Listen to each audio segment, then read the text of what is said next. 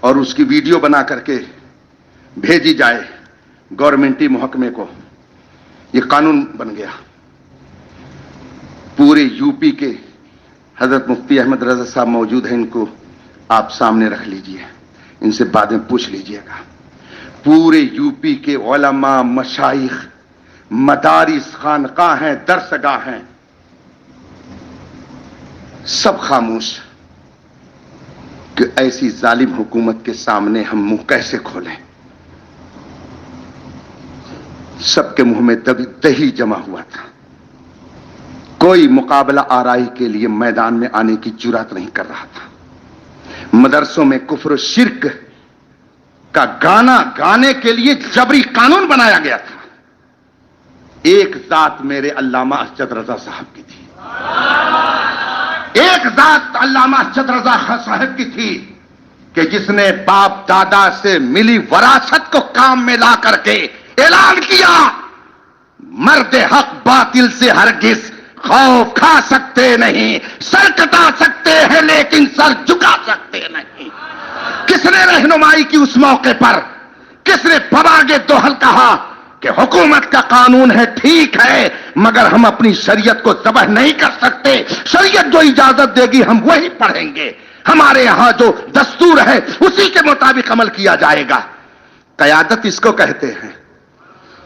حضور محدث کبیر نے ایسے ہی نہیں قاضی القضات بنا دیا ہے، بہت فضل و کمال کا حامل ان کو دیکھا ہے، ان کے اندر قوت تدبر دیکھی ہے، ان کی فکر کو دیکھا ہے، ان کے تسلف الدین کو دیکھا ہے، ان کی استقامت رائے کو دیکھا ہے، ان کے فضائل و کمالات کو دیکھا ہے۔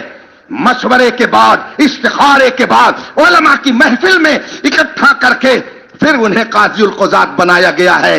کسی ورکشاپ کے اتوا ٹائس سے ان کو قائد ملت اور قاضی القضات نہیں بنایا گیا ہے، ان کو قاضی القضات علماء ربانیین کے جھرمٹ میں بنایا گیا ہے۔ اللہ تبارک و تعالی ان بزرگوں کے فیوز و برکات سے ہم سب کو مالا مال فرمائے۔